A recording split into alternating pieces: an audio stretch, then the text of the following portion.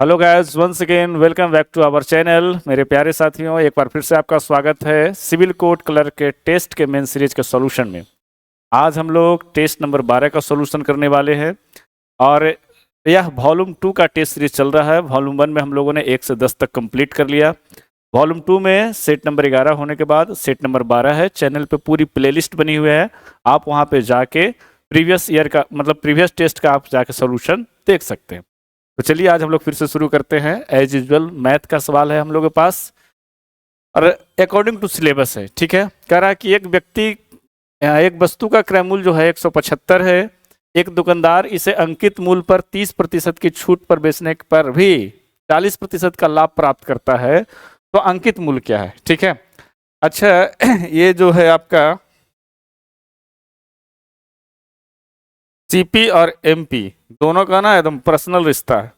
जब भी आपको कहीं पे मिले दोनों के दम दोनों अलग अलग बराबर भाग में बैठा दीजिए, मामला फिट हो जाएगा। तो सीपी कितना है? 175। चलो भाई 175 रुपया। और कितना पर लाभ प्राप्त किया था? सीपी बेचा था। अच्छा, एक दिन एमआरपी भी लिख देते हैं, इजकल टू एमआरपी। हाँ, एमआरपी ही तो हमें ज्ञात करना है ना। कितना परसेंट की छूट देता है?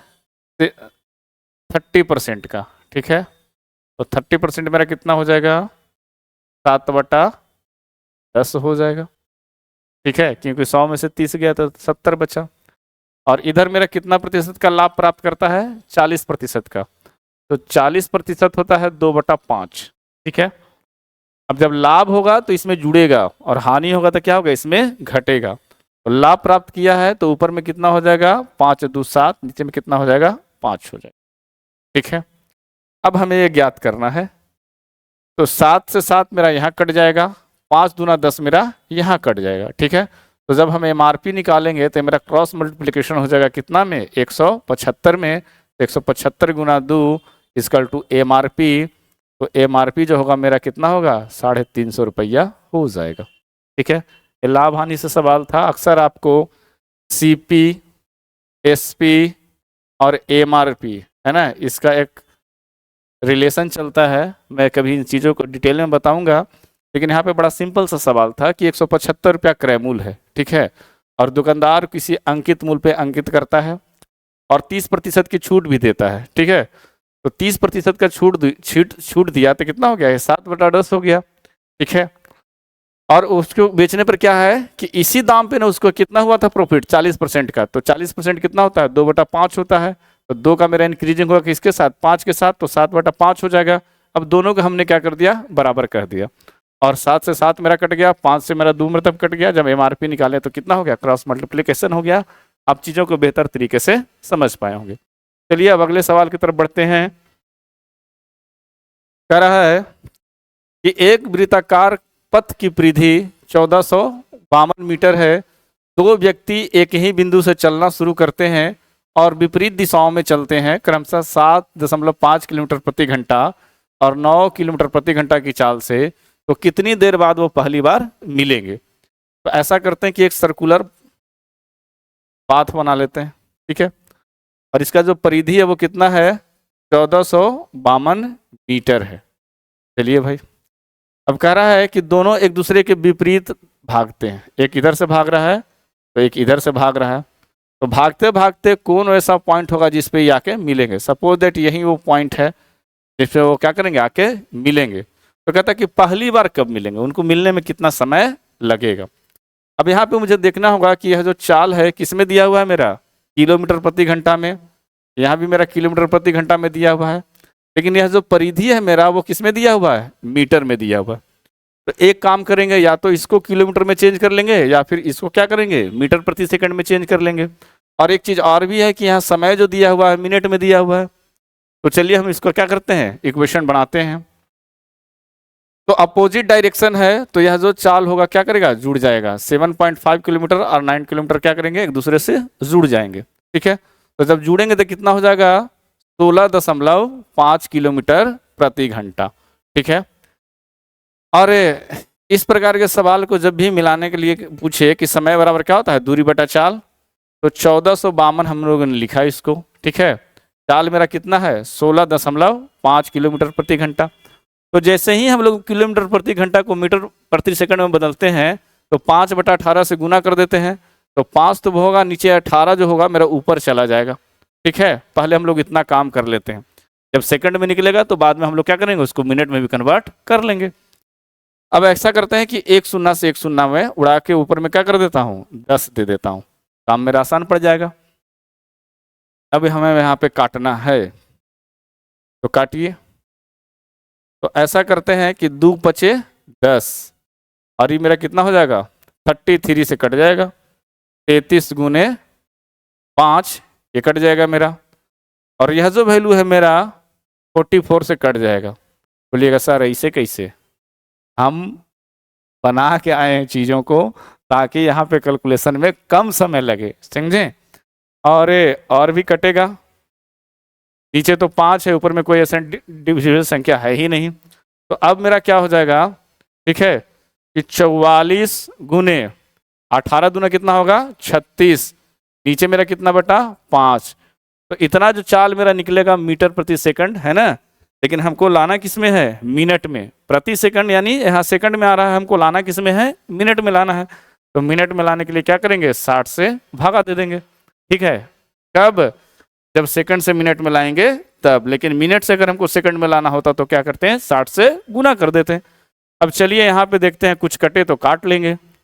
बिल्कुल कट रहा है, 12 या 36, अब 12 पचे 60, फिर नीचे क्या आ गया 5 5 आ गया, तो अब मेरा कटेगा नहीं। तो अब हमें क्या करना है, गुना कर देना है।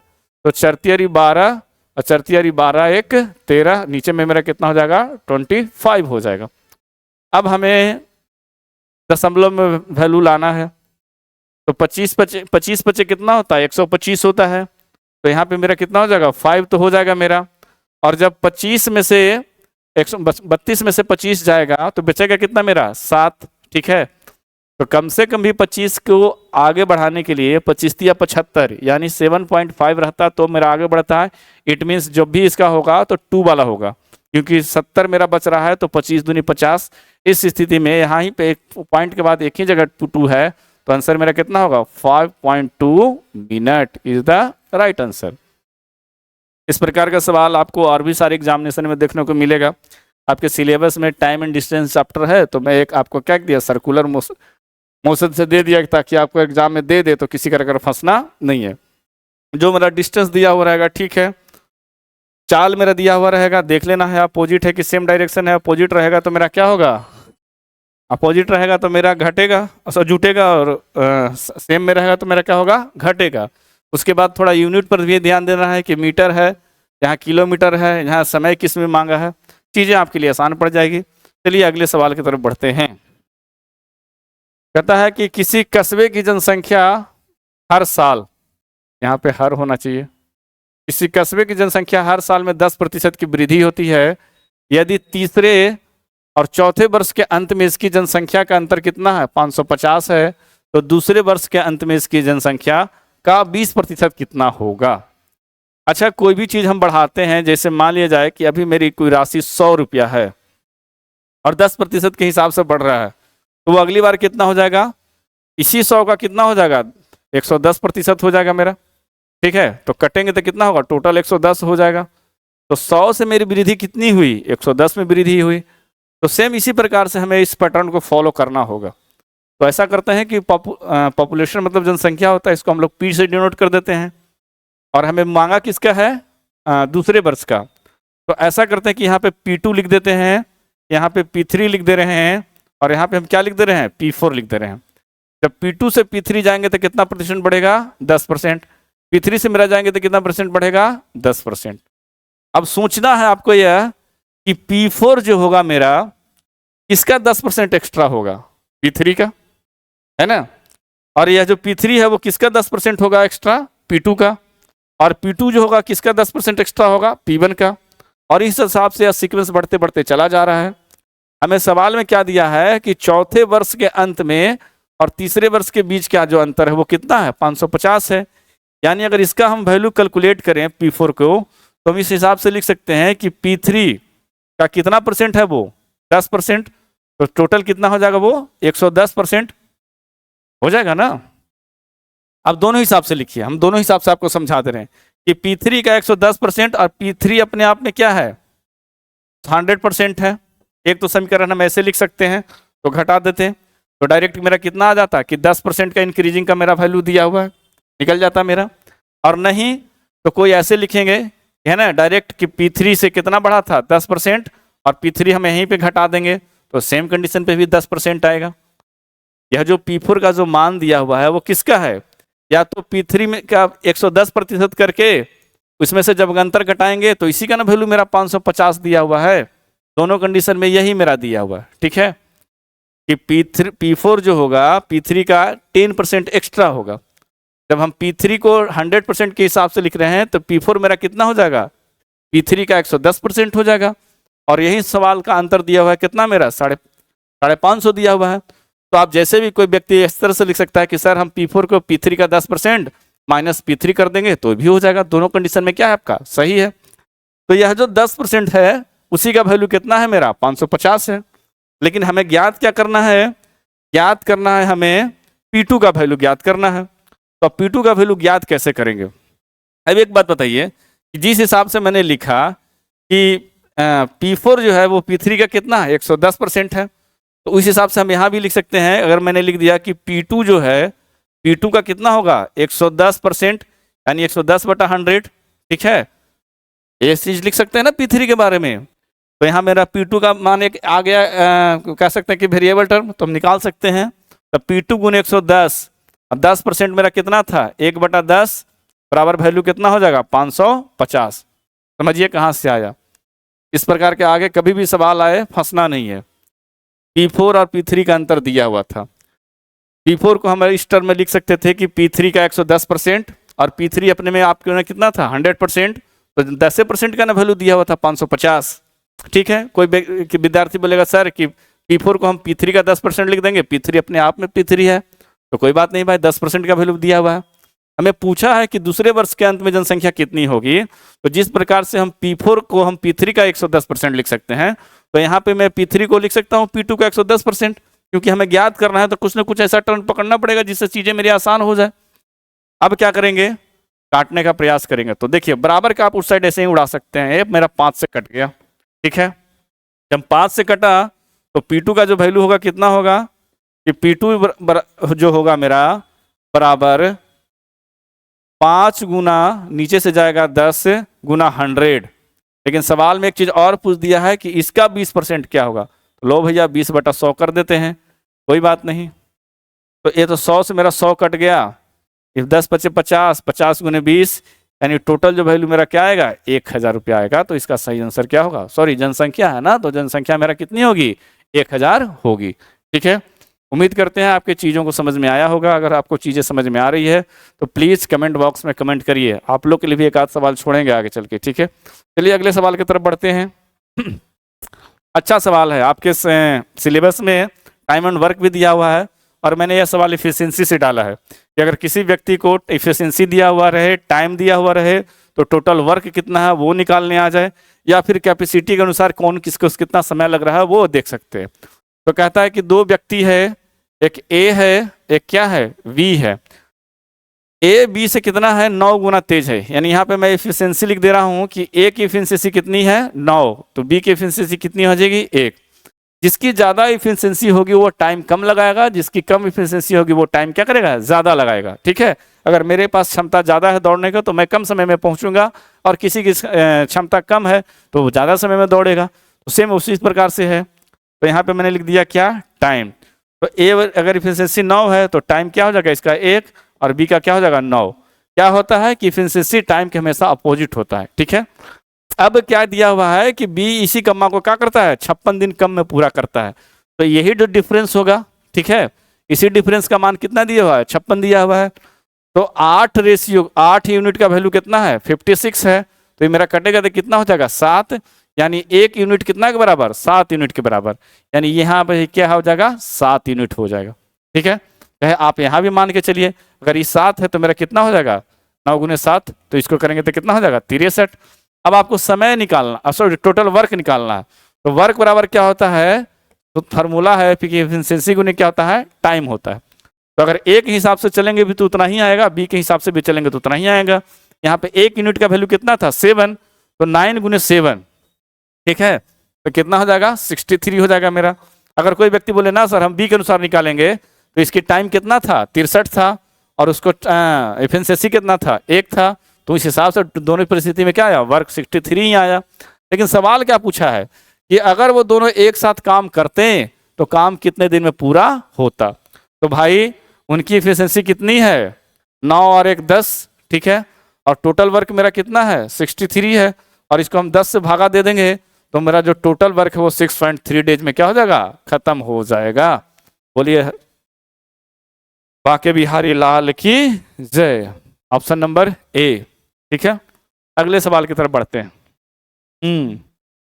अच्छा सवाल है ये भी आपका टाइम एंड डिस्टेंस से ही है। कहता है कि एक पुलिसकर्मी ने एक चोर को 400 किलोमीटर की दूरी से देखा। कोई बात नहीं है।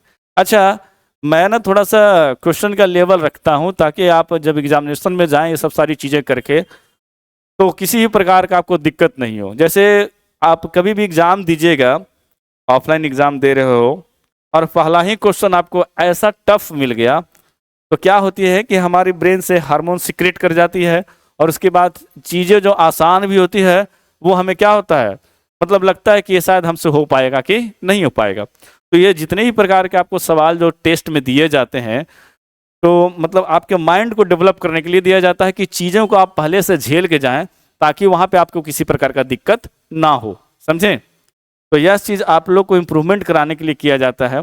मैं इजी क्वेश्चन दे दूं कि विद्यार्थी 10 में 10 मैथ मार के खुश है, कोई 10 में 10 रीजनिंग मार के खुश है।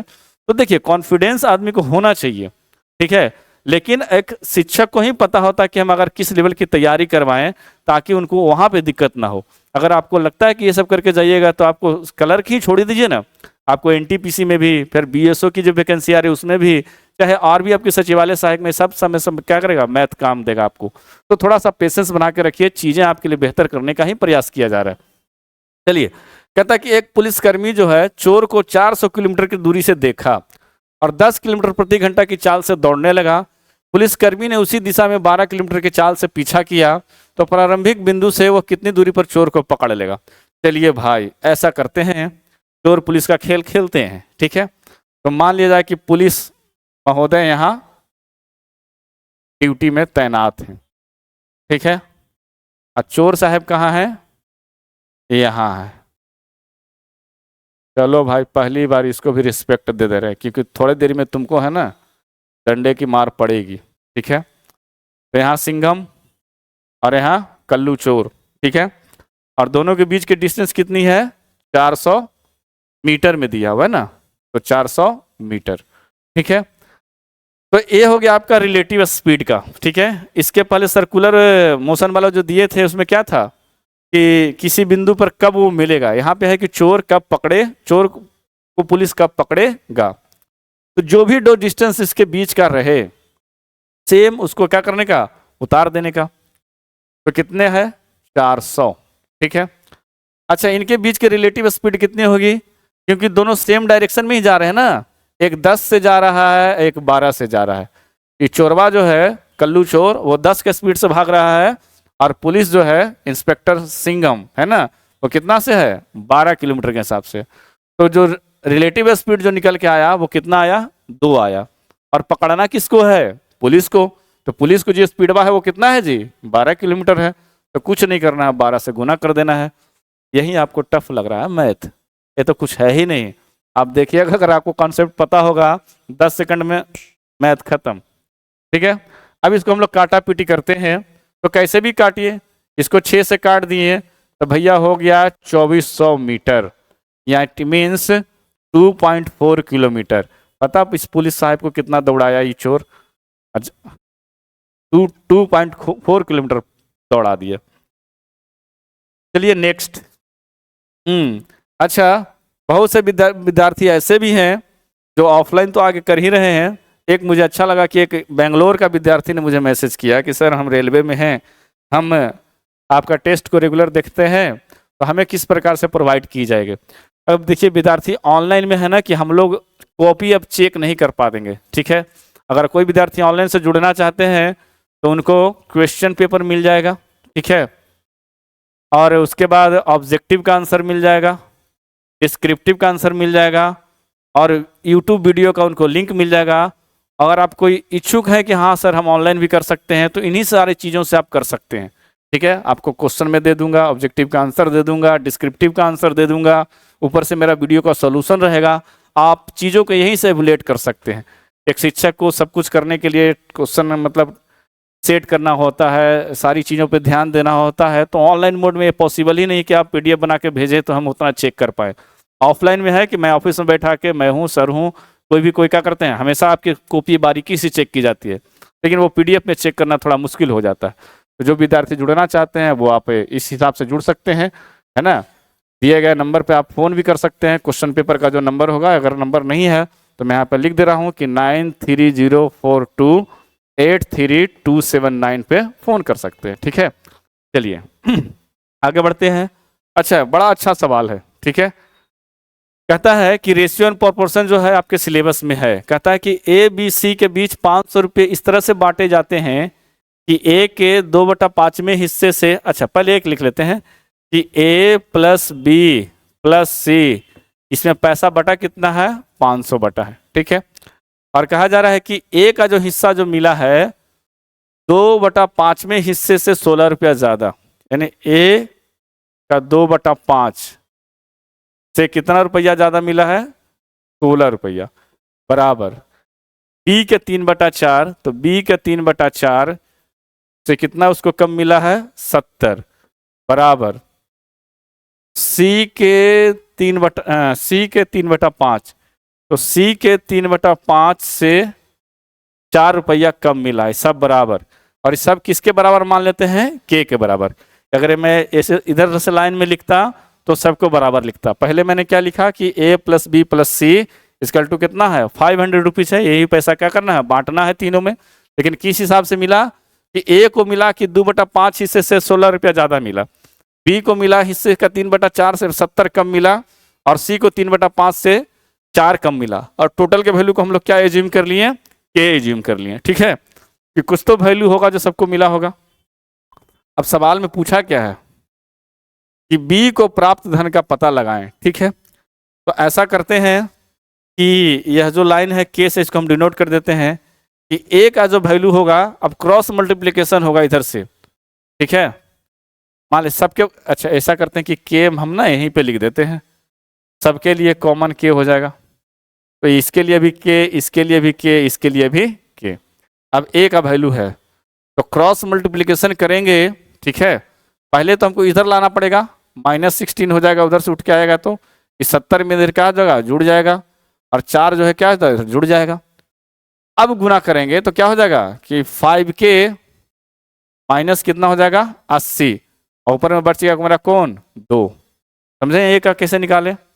यह जो 16 प्लस में था इधर, जब इधर लाएंगे तो माइनस में हो जाएगा, और ये हट जाएगा मेरा चीज, समझे।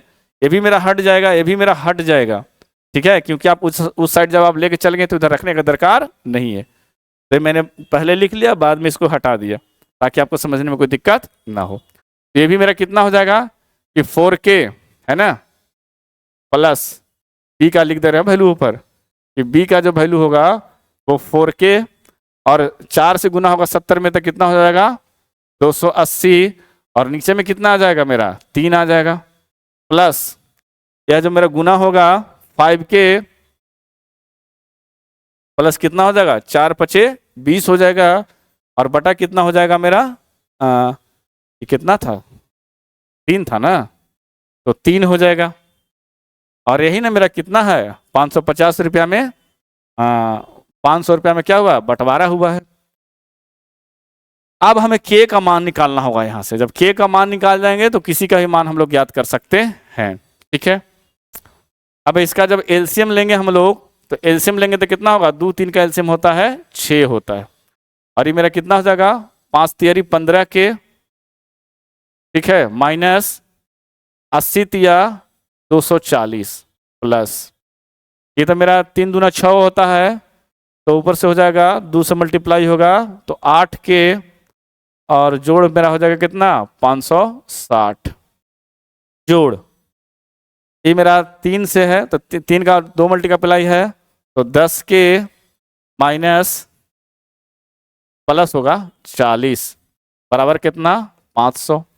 ठीक है, सवाल में कोई जान नहीं है, बस आपको कॉन्सेप्ट सिखाने के लिए मैं बता रहा हूं ताकि आप इस प्रकार का भी कॉन्सेप्ट सीख जाइए। ठीक है, अब हम लोग के वाला को एक साथ लिखेंगे, 15 के, 8 के और 10 के, ये सब प्लस में है तो 15, 8, 23 और 10 कितना हो जाएगा 33 के। ठीक है, ये हो जाएगा 560 और 40 600, और 600 दोनों प्लस में और माइनस 240 माइनस में तो 360, तो प्लस 360। ठीक है, बटा 6 बराबर कितना हो जाएगा मेरा 500 हो जाएगा।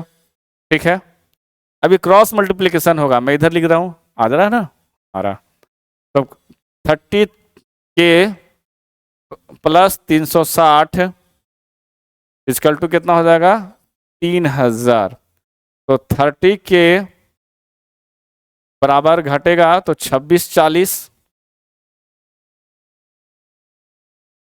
ये तो मैंने हिसाब पहले से करके आया है, 80 से कट जाएगा तो के का वैल्यू कितना होगा 80 होगा। ठीक है, अब हमें जिसका पूछा है उसका निकालेंगे प्रभु। किसका पूछा है, तो पूछा है बी का, तो बी का क्या था वैल्यू यहाँ पे कि 4k प्लस 280 बटा 3, तो 4k, तो k का वैल्यू कितना है मेरा 80, तो 4 गुने 80 प्लस 280, ठीक है, बटा कितना 3, तो 320 प्लस 280 बटा 3, 3 दू 5 और 8 दू 10, यानी 600 बटा 3, कट कुट के मेरा कितना आ गया 200, तो आंसर मेरा कितना हो गया 200 is the right answer. Where is 200? Here man, it is the right answer. ठीक है, उम्मीद करते हैं कि चीज़ों को आपको समझ में आया होगा, अगर नहीं समझ में आया होगा तो वीडियो को एक बार फिर से देख लीजिए, मतलब ये वाला क्वेश्चन। ठीक है, चलिए आगे बढ़ते हैं। कहता है कि तीसरे वर्ष एक निश्चित राशि पर चक्रवृद्धि ब्याज जो है 12,100 रुपया हो जाता है, तो उसी राशि पर चौथे वर्ष के लिए चक्रवृद्धि ब्याज में क्या होगा। अब समझिए, अब मैथ में अगर एपी जीपी एचपी पढ़े होंगे तो चक्रवृद्धि ब्याज जो है ना वो जीपी के कॉन्सेप्ट से चलता है। अभी तो कुछ देर पहले भी हम चर्चा किए थे जनसंख्या वाला में कि इसका 10%, जो उसका होगा फिर उसका 10%, और जितना होते जाएगा धीरे धीरे बढ़ता जाएगा, तो जीपी का कॉन्सेप्ट लागू हो जाता है। तो वो भी है कि 3 वर्ष का चक्रवृद्धि ब्याज दिया हुआ है, तो चौथा जो है खाली रेट दिया होना चाहिए, तो रेट यहाँ पे कितना है 9% है, तो निकालना मेरा आसान हो जाएगा चौथे वर्ष के लिए। जब 3 वर्ष तक हम लोग निकाल लिए हैं कितना कि 12,100 रुपया, तो अगला चौथा वर्ष के लिए क्या हो जाएगा, इसमें 9% बढ़ा देंगे तो 109 बटा 100 हो जाएगा, काट करेंगे गुना से कट गया, तो मेरा 121 गुने 109 इज द राइट आंसर। और जब भी हम 1 से 9 में गुना करेंगे तो यूनिट डिजिट 9 होगा। अरे भैया, ना इसमें यूनिट डिजिट 9 है, ना इसमें है, ना इसमें है, ना इसमें है, लगता है कि गलत ऑप्शन दे दिया गया है क्या। चलिए गुना ही कर लेते हैं, तो 121 गुने 109, तो 9 हो गया, 9 दूनी 18 हो गया, फिर कितना हो गया 9 दूनी 18, 1 19 हो गया, सॉरी 9 1 10 होगा ना, 9 हो गया, 9 कितना होगा 10 होगा, 0 0 0 1 2 1, चलिए तो 9 8 1 2 1 3 इतना। तो भैया ऑप्शन गलत दिया गया था, माफ़ी चाहता हूँ इनके लिए, यहीं पे लिख दे रहा हूँ, इसका जो आंसर होगा 3189 इज द राइट आंसर। ठीक है, चलिए अगला सवाल की तरफ बढ़ते हैं। कहता है कि एक व्यक्ति ने साधारण ब्याज की एक निश्चित दर पे 25,000 रुपये का 1/4 निवेश किया। ठीक है, बाकी राशि को 4% की दर से बढ़ा के 2 वर्षों के लिए मतलब लगाया, और कुल ब्याज कितना प्राप्त किया 4,125 रुपया। तो दूसरी राशि का निवेश किस दर पे किया गया था। अच्छा, आपको इस तरह का दिया जाएगा सवाल। लाहवानी में एक ऐसा भी कॉन्सेप्ट है कि इसको इतना में बेचा तो दूसरा को कितना में बेचा होगा, क्या दर रहा होगा, क्या परसेंटेज रहा होगा। साधारण ब्याज में भी मैंने वैसा सवाल डाल दिया है। ठीक है, और आपको ये बनाना है। तो राशि कितना है? 25,000 रुपया, उसका 1/4। तो 25,000 का 1/4, तो मान लेते हैं कि R% पर किया होगा, R/100 पे किया होगा, ठीक है। तो 25,000 का कितना राशि बच गया होगा? अब 1/4 जब हम कर दिए तो कितना बच गया होगा मेरा? 3/4 बच गया होगा। समझिए सवाल को कि 25,000 का 1/4 मैंने इन्वेस्ट कर दिया R% पे मान के, क्योंकि यहाँ पे आपको परसेंटेज दिया हुआ है ही नहीं, इस पे लिख दिया है कि अगली बार हम क्या करेंगे, 4% बढ़ा देंगे, कोई बात नहीं। तो राशि जो बचेगा मेरा कितना बचेगा? 25,000 का 3/4 बचेगा मेरा, और उसको हम लोग क्या करेंगे, कितना पे इन्वेस्ट किए हैं? R+4 पे, ठीक है, और बटा 100। और कुल जो ब्याजवा मिला था मेरा, कितना ब्याज मिला था? 4125 मिला था। इतना अमाउंट पे और इतना अमाउंट पे, इसका कितना होगा? बटा 2 करना पड़ेगा। आप ना मुझे कैलकुलेट करके बताइएगा कि इसका जो R का वैल्यू आएगा कितना, ठीक है। कैलकुलेट जरूर कीजिएगा, थोड़ा सा यहाँ पे सवाल कैलकुलेशन में लंबा जाएगा, और ऐसे भी मैंने बोला था कि एक आध सवाल आपके लिए भी छोड़ूंगा। मैं लगता है कि यही सही मौका है आपके लिए छोड़ने का। ऐसा आंसर इसका 9.25 आएगा, देख लीजिएगा। और जिनसे बने वो कमेंट बॉक्स में जरूर कमेंट करिएगा कि हाँ सर हमसे बना था। चलिए नेक्स्ट सवाल कहता है कि दो संख्याओं का अंतर जो है 28 है और एलसीएम जो है 2261 है, तो उसका महत्तम समावर्तक ज्ञात कीजिए। क्या होती है संख्या? चलिए भाई, दो संख्या मान लेते हैं, एक संख्या ए है, एक संख्या बी है। तो जो भी मेरा महत्तम समावर्तक होगा HCF, वो इसमें भी कॉमन होगा और किस में होगा? इसमें भी कॉमन होगा। अब यहाँ पे मेरा अंतर दे, जोड़ दे, घटाव दे, उससे फर्क नहीं पड़ता है। मान लीजिए कि यहाँ पे मेरा अंतर ही दे दिया है, तो क्या हो गया? A-B हो गया। अब कोई सवाल में आपको प्लस मिल जाएगा तो क्या हो जाएगा? A+B हो जाएगा।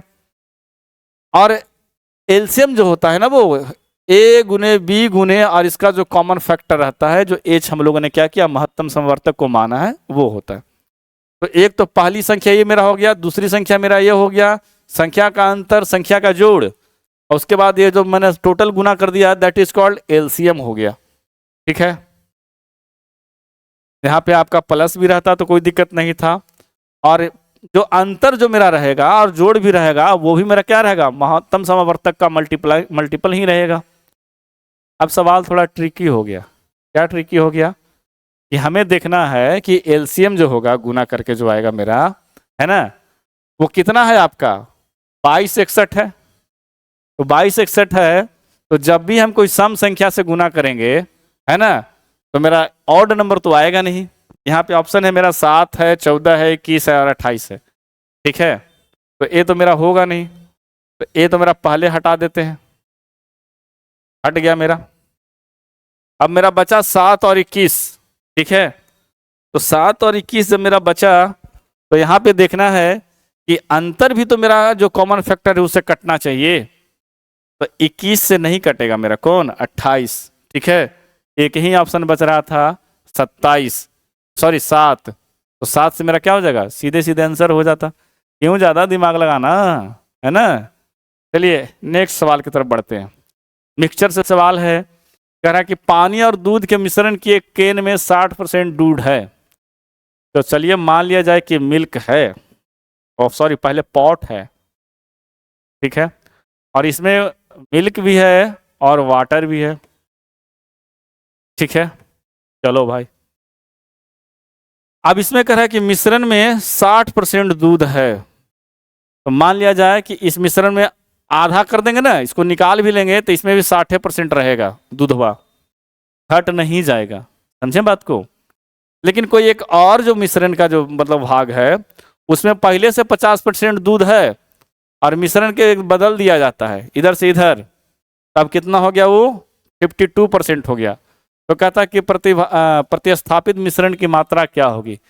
कुछ नहीं होगी, एलिगेशन लगाएंगे, सवाल मेरा आ जाएगा।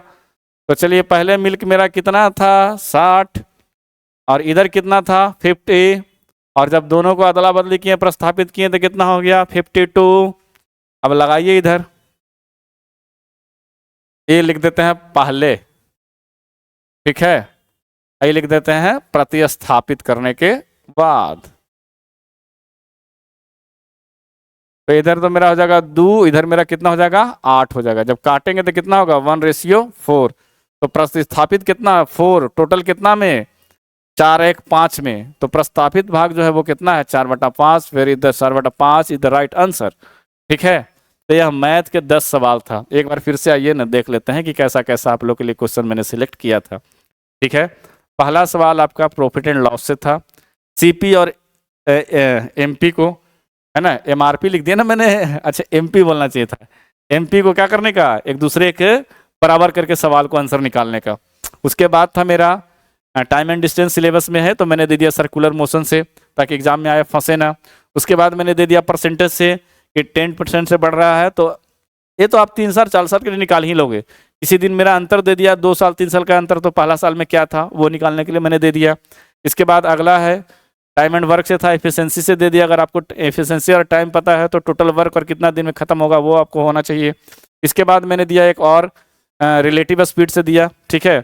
ऐसा ट्रेन में भी आपको मिलेगा कि कौन ट्रेन कितना समय में एक दूसरे से मुलाकात होगी, आगे के सेट में मैं डालूंगा, ठीक है।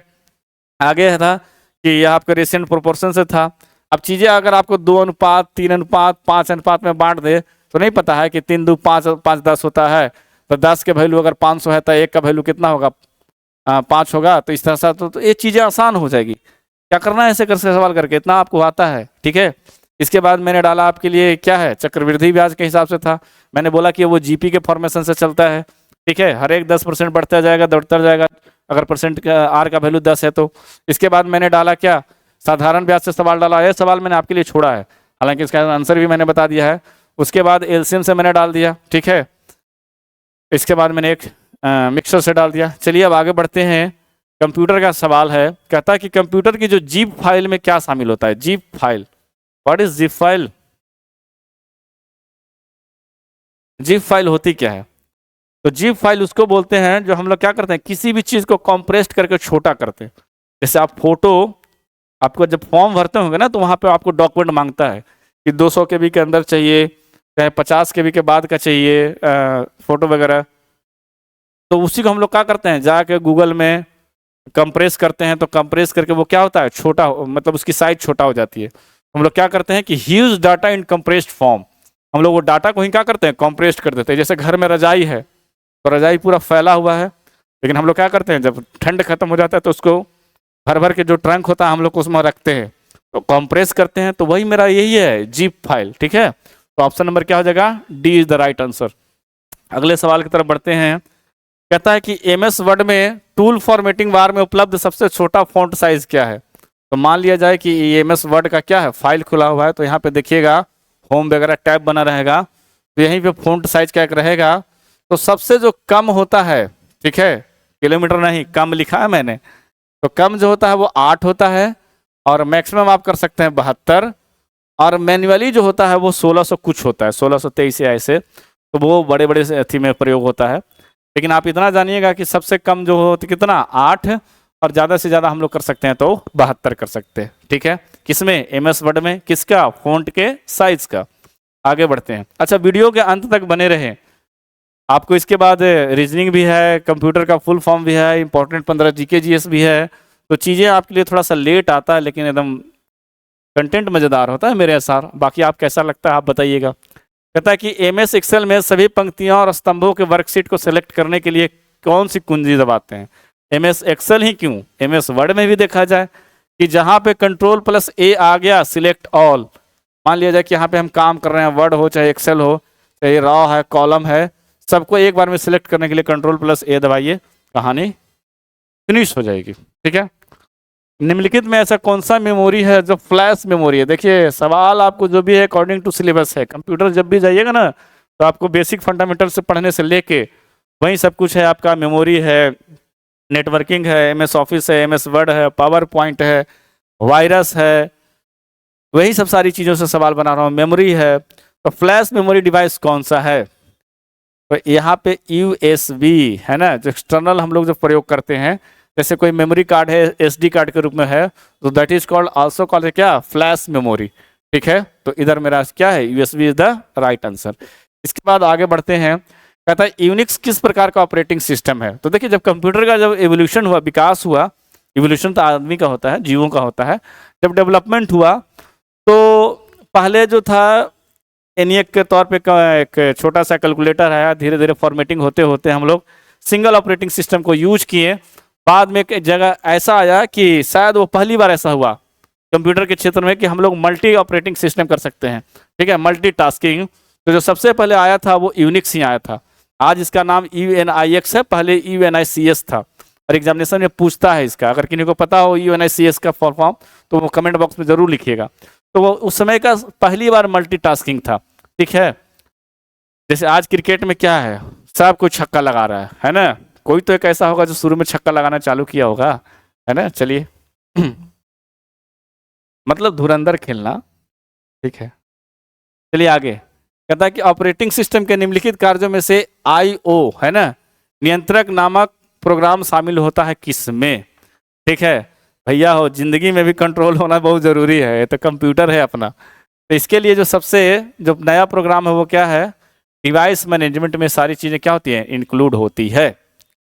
आगे कह रहा है कि मेमोरी की मूल इकाई क्या है। अभी देखिए, मेमोरी से आपको सिलेबस के अनुसार 2 सवाल मैंने डाल दिया। तो बहुत लोग हमारे, एक विद्यार्थी बड़ा अच्छा खासा, उसका कंप्यूटर मुझे ऐसा लगता है कि उसका बढ़िया है, उसने क्या मारा, निब्बल मारा, लेकिन गलत। कंप्यूटर की जो मूल मेमोरी की जो मूल इकाई है वो बीट है, वो भी क्या, बाइनरी फॉर्म का 0 और 1। तो इसको हमेशा ध्यान रखें, चीज़ें यहाँ गलत हो जाएगा चलेगा, एग्जाम में गलत हो जाएगा बर्दाश्त नहीं होगा। एक एक नंबर पर, बोल तो रहे हैं कि एक नंबर आपके करियर का प्रश्न चिन्ह खड़ा कर देगा। अभी बोल रहे हैं ना कि 2025 यह जो है आपके लिए जॉब फेयर है, मेला, ठीक है, भर भर की वैकेंसी है आपको।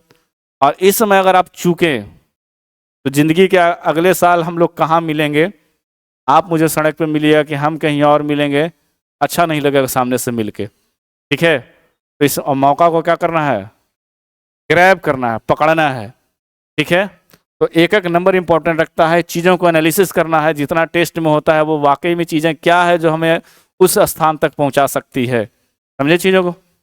चलिए आगे बढ़ते हैं, कहता है कि ऑपरेटिंग सिस्टम पर स्टार्टिंग अप किसे कहते हैं। इंटरिंग है, फॉर्मेटिंग है, स्टार्टिंग है और बूटिंग है, ठीक है। तो इसका जो सही जवाब होगा क्या होगा, बूटिंग। किसी भी ऑपरेटिंग सिस्टम को स्टार्टअप जब होता है उस प्रक्रिया को हम लोग क्या कहते हैं, बूटिंग कहते हैं। चलिए अगले सवाल, कहता है कि वर्तमान पावर पॉइंट प्रेजेंटेशन के बीच एक नया स्लाइड को डालने के लिए शॉर्टकट की कौन सा है। सवाल में देखिए, ऐसे नहीं कि सवाल देखें हम बना के चले गए। ये जो आंसर है ना, Ctrl+N और Ctrl+M, दोनों में बस एक ही चीज का अंतर है, ठीक है। जैसे आप बात कर रहे हैं, ठीक है, और एक बात करते करते खा रहे हैं, जो को समझिएगा कि अगर हम कोई पावर पॉइंट खोले हुए हैं, कोई मेरा प्रेजेंटेशन नहीं चल रहा है, तो वहां पे हम क्या करेंगे कि किसी नया स्लाइड को ऐड करेंगे तो Ctrl+N दबा देंगे, ठीक है। लेकिन हम अभी जैसे पढ़ा रहे हैं, दैट इज कॉल्ड PPT पे ही पढ़ा रहे हैं। तो इस बीच में अगर मुझे नया कोई प्रेजेंटेशन होगा, देखिए प्रेजेंटेशन के बीच सवाल को समझिए, तो वहां पे आंसर मेरा हो जाएगा Ctrl+M। अगर आपसे कोई पूछे कि पावर पॉइंट में कोई नया स्लाइड ऐड करने के लिए क्या करते हैं, तो Ctrl+N। लेकिन पावर प्रेजेंटेशन चल रहा हो और उस बीच में अगर हमको कोई तुरंत ऐड करना होगा तो क्या होगा, Ctrl+M, ठीक है। चलिए अगले सवाल की तरफ बढ़ते हैं, कहता है कि MS वर्ड में टेबल को विभाजित करने के लिए शॉर्टकट कुंजी का इस्तेमाल किया जाता है। इसके पिछला वाला टेस्ट में मैंने दिया था कि MS एक्सेल में जो है उसको 2 भाग में कैसे बांटेंगे, यहाँ पे मैंने दे दिया है MS वर्ड से कि इसको कैसे बांटेंगे। तो इसका सिंपल सा जवाब है कि Ctrl+Shift+Enter करेंगे, यह जो MS वर्ड का टेबल है 2 भाग में क्या हो जाएगा, विभाजित हो जाएगा। नहीं हो तो घर पे करके देखिए ना एक बार, घर घर तो आज कंप्यूटर है। चलिए सवाल आ गया रीजनिंग का, ठीक है, रीजनिंग भी करते हैं, अच्छा है, चीज़ों को समझने का प्रयास मत अच्छा लगेगा। ए नाइटमेयर, इस तरह का सवाल जो है पीटी में पूछा था कि नाइटमेयर एक वर्ड है, ठीक है, और उसका जो है ना, वाइट ही ले लेता हूं, फिर नाइटमेयर के प्रत्येक अक्षर को बाएं से दाएं मतलब अंग्रेजी के वर्णमाला के अनुसार पुनः व्यवस्थित किया जाए तो कितने अक्षरों की स्थिति अपरिवर्तित रहेगी? तो पहले नाइटमेयर लिख लेते हैं, NICSTMARES। अब हमें बाएं से दाएं सजाना है अकॉर्डिंग टू अल्फाबेट। तो इसमें सबसे पहले तो ए आएगा, ए के बाद ई आएगा, ई के बाद जी आया, जी के बाद एच भी आ गया, एच के बाद आई आया, आई के बाद कौन है भैया? आई मेरा एन आएगा, सॉरी एम आएगा, एम के बाद एन आएगा, एन के बाद आर आएगा, फिर एस आएगा, फिर टी आएगा। हो गया टोटल कंप्लीट। तो जो जो अपरिवर्तित रहेगा, जी अपरिवर्तित, एच अपरिवर्तित, एम भी अपरिवर्तित और आर भी अपरिवर्तित, यानी ये जो 4 लेटर है ना वो मेरा चेंज नहीं हुआ है। इसका जो सही जवाब होगा option number D is the 4 answer, lock कर दिया जाए। ठीक है, कहता है कि निम्नलिखित समीकरण में प्रश्न जिनके स्थान पर क्या आएगा यदि जोड़ को घटाओ और गुना को भाग में तब्दील कर दिया जाए। इजी है मैन, है ना। तो 1604 जो है ना, तो गुना को भागा कर देंगे तो 4 हो जाएगा, भागा को जोड़ कर देंगे 525, अब भागा को गुना कर देंगे तो क्या हो जाएगा 5 हो जाएगा, फिर जोड़ को घटाव कर देंगे। अब हमें घटाना है, तो ऐसा नहीं लग रहा है कि इकाई अंक 1 होगा और 40 गुने 401 ही हो गया, प्लस 55 25, 5 दूनी 10 और 2 12, 55 25 एक 26 -73। तो एक इसमें डायरेक्ट यहीं पे जोड़ दे रहे हैं ना, 26 25, क्या हुआ लाइट ब्लिंक कर रहा है, में 401 जोड़ दे रहे हैं।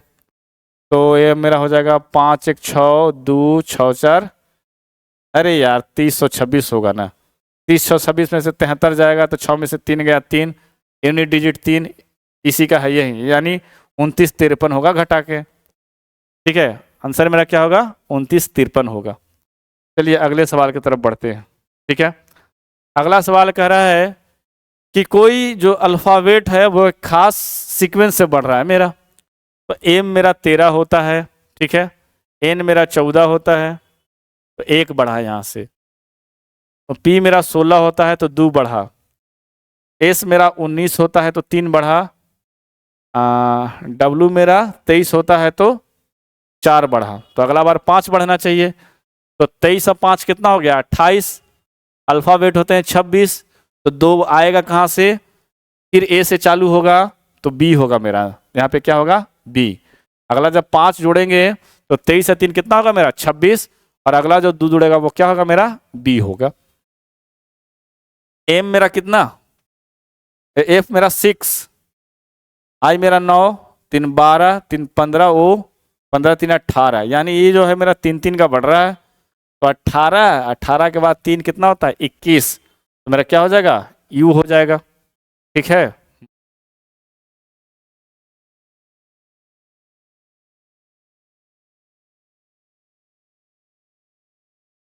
एक सेकंड, 1 मिनट में मैं आ रहा हूं।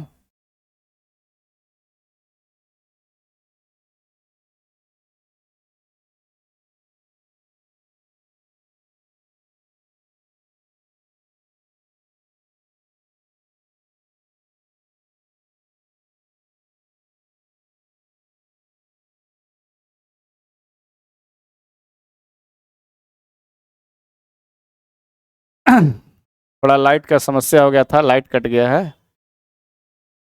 अच्छा ठीक, तो इधर से मेरा कितना 3 3 के सीक्वेंस में बढ़ा, तो मेरा क्या होगा आर के बाद यू मेरा होगा। अब टी मेरा क्या है 20 है, एस मेरा 19 है, तो 19 से आया मेरा 20 से आया मेरा 19, फिर 19 से आया मेरा 17, 17 से मेरा आया कितना 14, 14 से मैं आया मेरा 10, यानी यहाँ पे 1 घटा, यहाँ पे 2 घटा, यहाँ पे 3 घटा, यहाँ पे 4, तो जे मेरा जब 10 होता है तो 10 में से 5 घटेगा तो मेरा कितना होगा, ये मेरा हो जाएगा 5। तो 5 क्या होता है ई होता है, तो इसका जो सही जवाब होगा क्या होगा पी यू ई होगा। ठीक है, अगले सवाल की तरफ बढ़ते हैं। कहता है कि 7 व्यक्ति जो है उत्तर की दिशा की ओर मुंह करके बैठा हुआ है। तो देखिए जब ऐसे हम लोग लाइन टानेंगे तो उत्तर की दिशा हमेशा क्या होगा, ऊपर में। मैप में आप देखे होंगे कि उत्तर हमेशा क्या होता है, ऊपर में होता है। तो 7, 1 2 3 4 5 6 और क्या हो गया, 7 हो गया।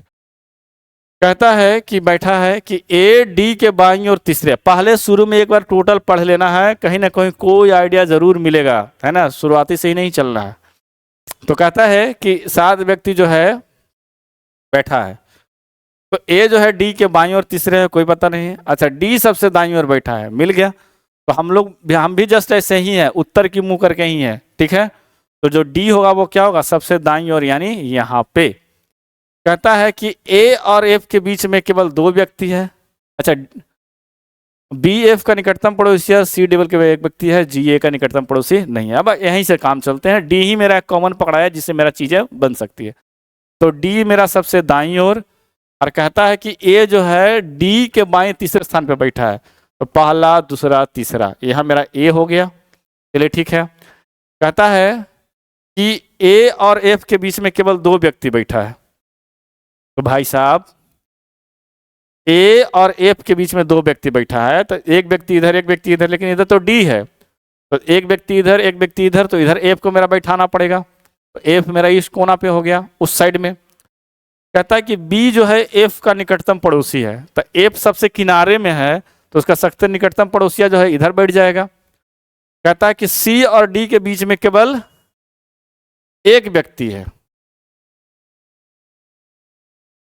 और जी जो है ए का निकटतम पड़ोसी नहीं है। कहता है यहां तक तो ठीक है भैया कि बी एफ का निकटतम पड़ोसी हो गया, सी और डी के बीच में केवल एक व्यक्ति बैठा हुआ। तो ऐसा भी तो हो सकता है कि एक व्यक्ति जो है यहाँ पे ए बैठा है, इधर हम सी रख दिए, इधर हम डी, यहाँ पे हम डी रख दिए, और क्या है कि जी जो है ए का निकटतम पड़ोसी नहीं है। तो हो गया ना फैसला, है ना। तो यहाँ मेरा जी यहाँ पे हो गया। अब पूछा क्या है कि एफ और सी, ओहो हो, इधर इधर इधर,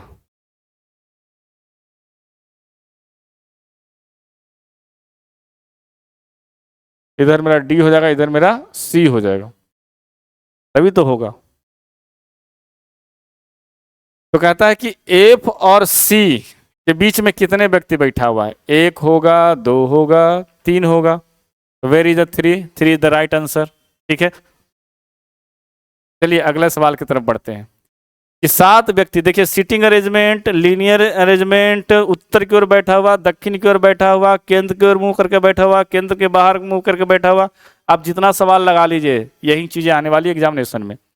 तो कहता है कि 7 व्यक्ति जो है एक वृत्ताकार मेज के चारों ओर बैठा है।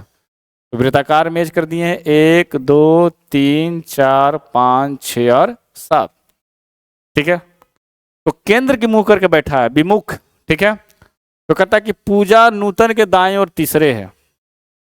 तो कहीं पे हम नूतन मान लेते हैं, ये नूतन है, तो पूजा दाएं तीसरे, यानी अब जो होगा बाहर की तरफ बैठे हैं तो दाहिना, 1 2 3, तो यहाँ पे मेरा कौन हो जाएगी, पूजा।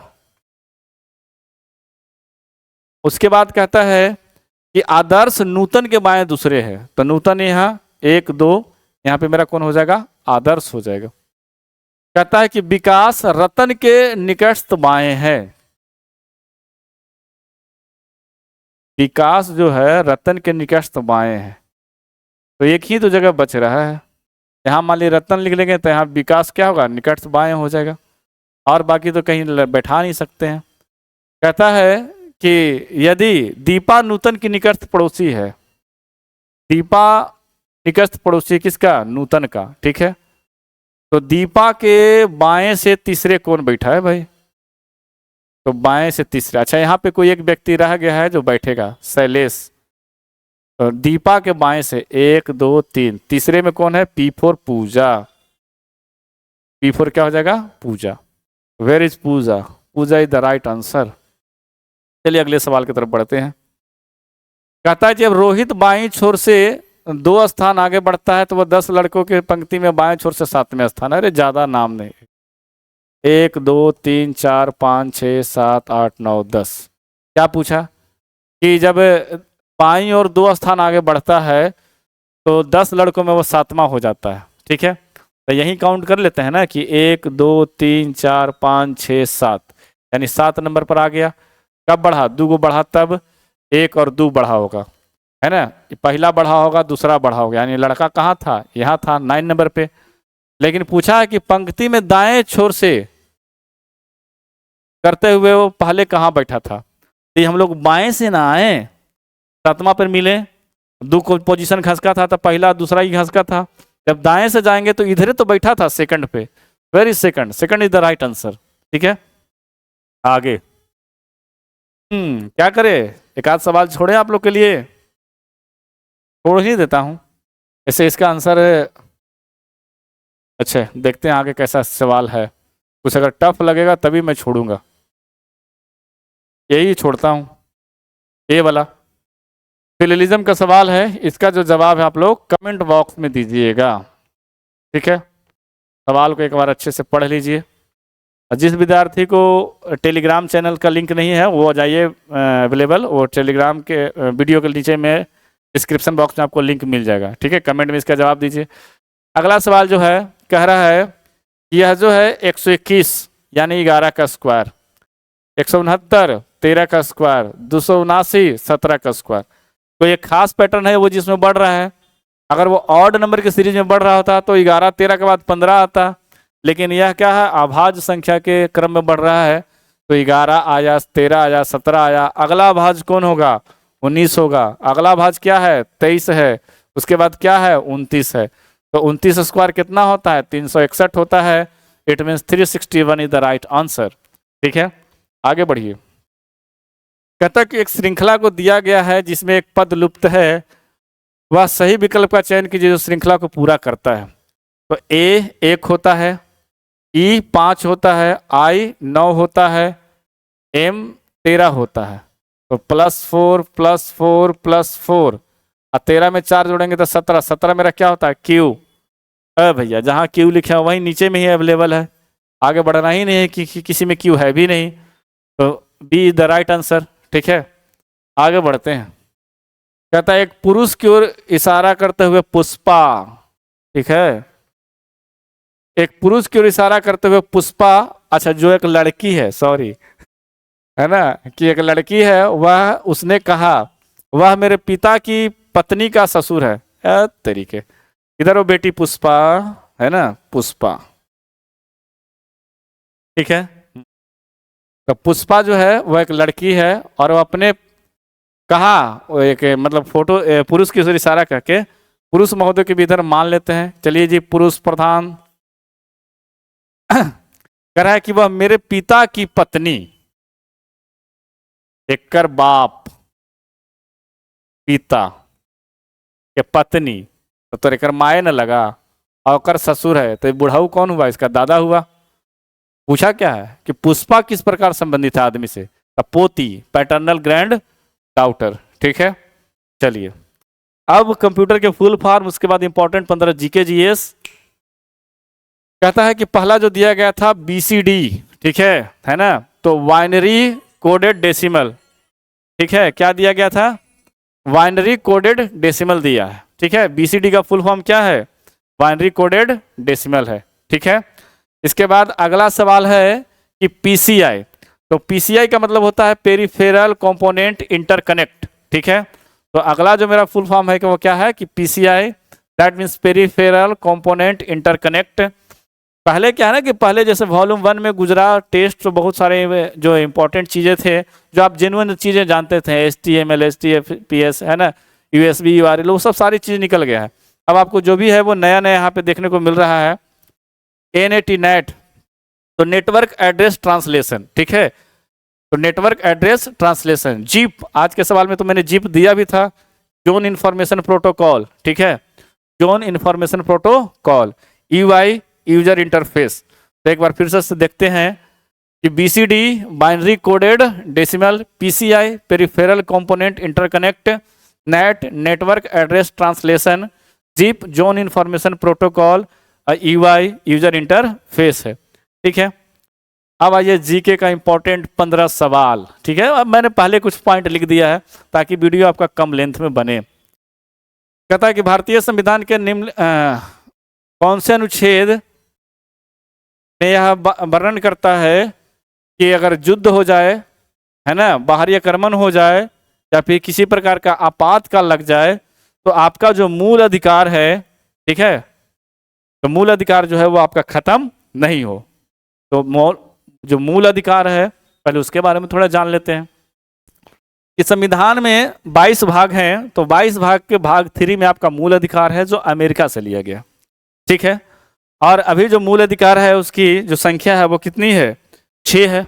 ठीक है, शुरू में 7 था तो संपत्ति का अधिकार को हटा के, है ना, उसको 300 के ए में रख दिया गया, क्योंकि संपत्ति का अधिकार मतलब समझ रहे हैं कितना बड़ा भ्रष्टाचार।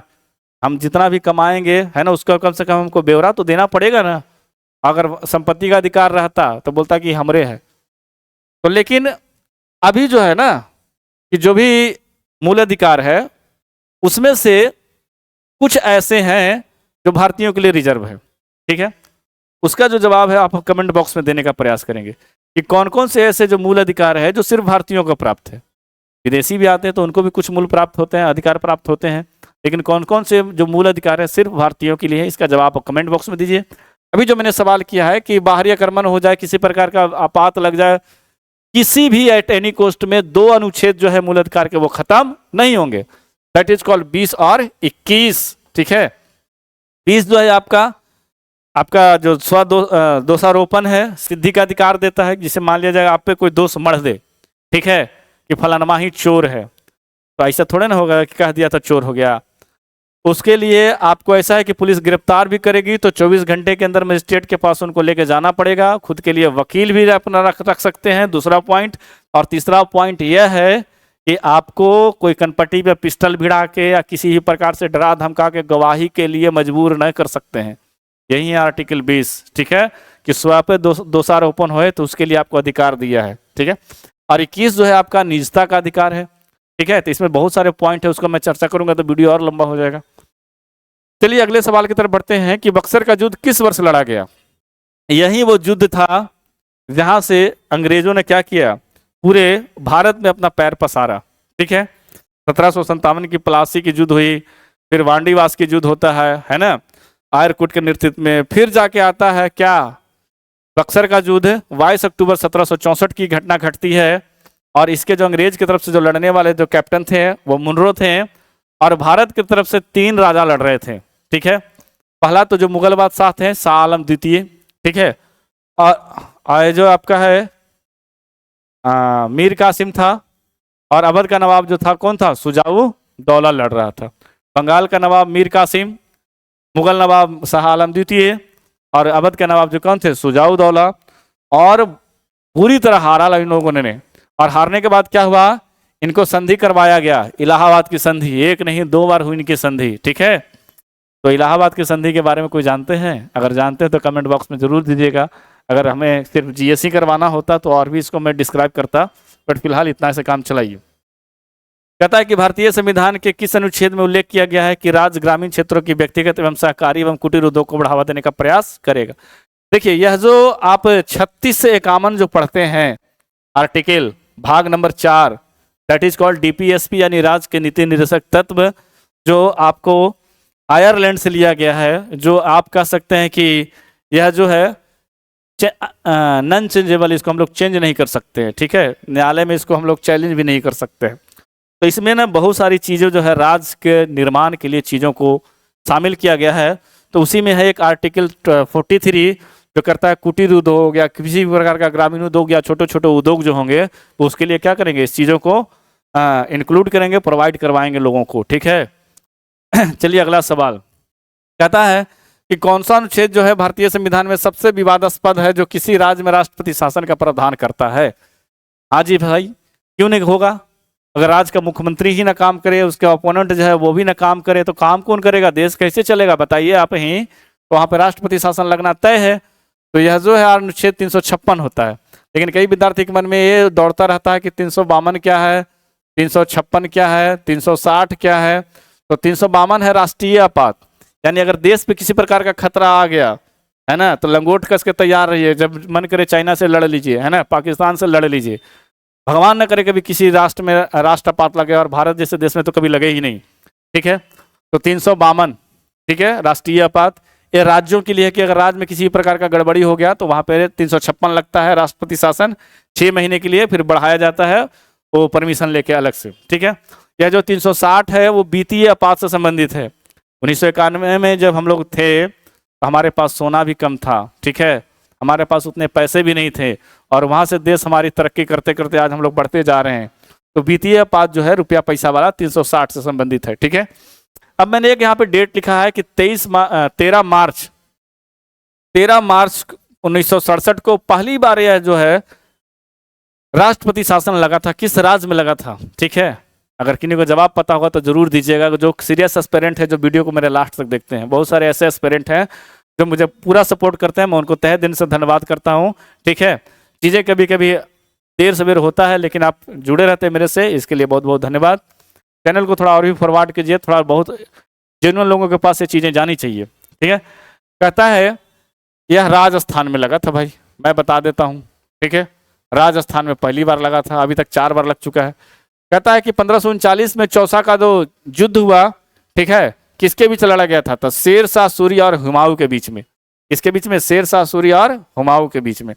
और यही वो युद्ध था जिसके बाद इसे 15 साल के लिए देश से बाहर रहना पड़ा, ठीक है। और शेर शाह सूरी मतलब मुगल सम्राट से अगला कौन आया था? अकबर आया था।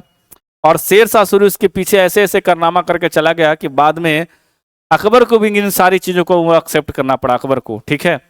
तो जो चौसा का जो युद्ध है वो क्या था? बिलग्राम का युद्ध भी कहते हैं। शेर शाह सूरी और हुमायूं के बीच में लड़ा गया। कहता है कि संविधान का कौन सा भाग पंचायत से संबंधित है, ठीक है।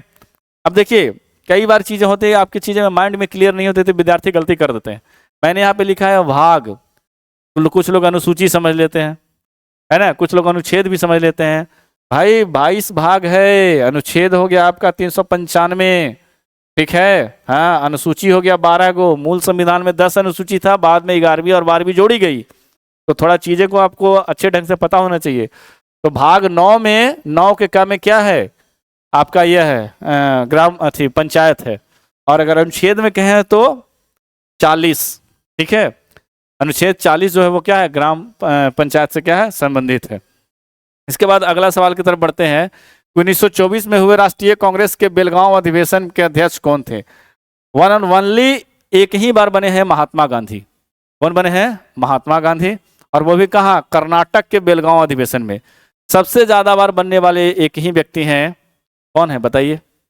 और उनके पीछे एक रीजन था, इसका जवाब आप लोग कमेंट बॉक्स में जरूर दीजिएगा। कि 1939 में जब द्वितीय विश्व युद्ध चालू हुआ, 1945 तक जब चला, तो कोई ऐसा मौका आया ही नहीं कि अध्यक्ष को दोबारा चेंज किया जाए।